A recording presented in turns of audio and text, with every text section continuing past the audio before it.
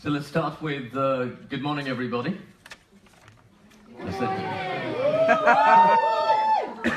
I said everybody. Good morning, everybody. Good morning. Good. That's a little better. So thank you for being here on this. I'm told it's Black Friday today. Is that right? So thanks for being here rather than out there. So, ladies and gentlemen, beyond tolerance. What lies beyond tolerance? What's the space on the other side of tolerance? Is it a breaking point? Is it a bursting of the dam when you feel that I just can't put up this pretense anymore? I'm tired of being politically correct. I'm tired of having to pretend that I don't have any concerns or any fears in case I get branded a racist or a xenophobe or any of the other phobics. Can I not just curl up in my post-truth blanket and enjoy my expertophobia? Is that a word? Fear of experts. So is that what lies beyond tolerance? Or is it the space, one of mutual understanding, one of appreciation where someone's coming from? Or as my friend Belinda would say, empathy. Is it a suspension of judgment? Or is it a proactive seeking of diversity?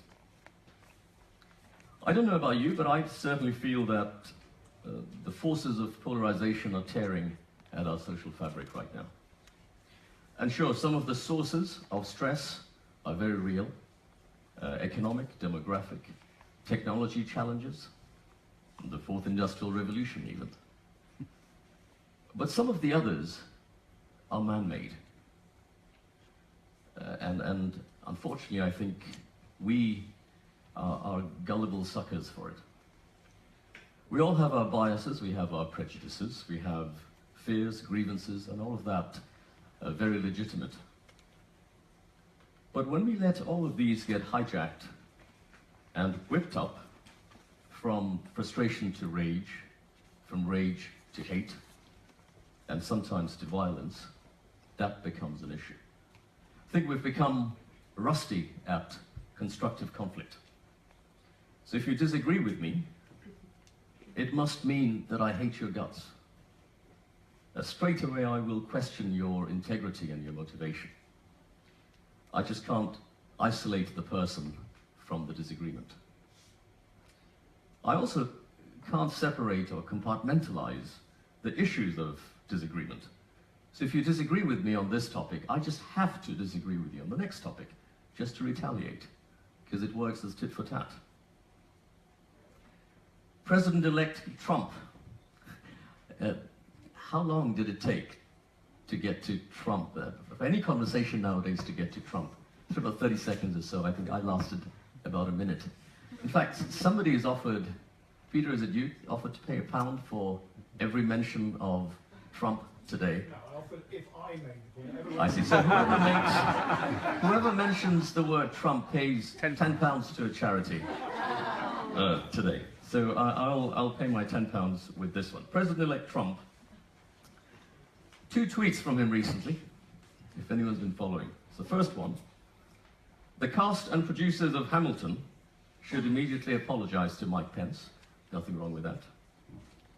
The other one, I cancelled today's meeting with the New York Times when the terms and conditions of the meeting changed. Again, nothing wrong with that.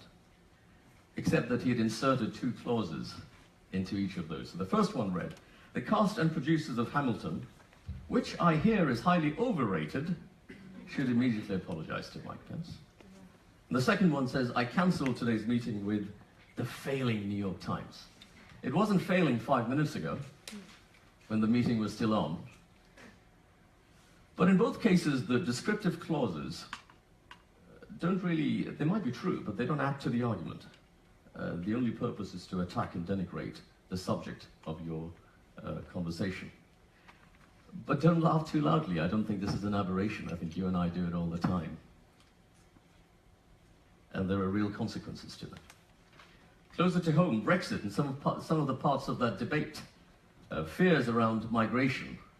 homophobia, bashing of judges that you don't agree with, or even generalized bashing of certain professions and those apparently evil but unnamed big corporations that we like to talk about.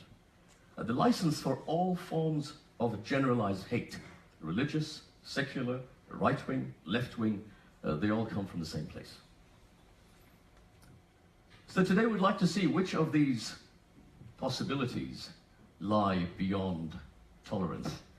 And I'm extremely excited about the distinction and the sheer variety of the speakers that we'll hear from today. Education, business, academia, arts and entertainment, politics, media, social media. We really need to bring in as many perspectives to bear as we can. And what outcome are we looking for? Well, I'd like to know a couple of things. Can we stop ourselves as individuals from succumbing to some of the emotional triggers of polarization? And can we as a community become more resilient to exploitative polarization? So the next time someone comes to me and says, with the language of us and them, we can say, no, we're cool. We have problems, but we're dealing with it constructively. Or the next time someone says to me, you're excluded, you don't belong here, I can point to areas where I have been proactively included and say, what are you talking about? Or the next time we read a headline in the media or social media that's deliberately designed to get my goat, hopefully I won't give them my custom. Is it all a bit too idealistic? Possible, but obviously I don't think so. Smoking was cool in my dad's generation. It's not so cool anymore now. I think our attitudes to climate change, the LGBT community has changed dramatically between the last generation and this one. And we will hear today there are real inspiring stories of real positive change taking place all over. So I'm optimistic. What lies beyond tolerance? Well, I hope it's constructive conflict. It's proactive diversity. So let the counterinsurgency begin. Thank you.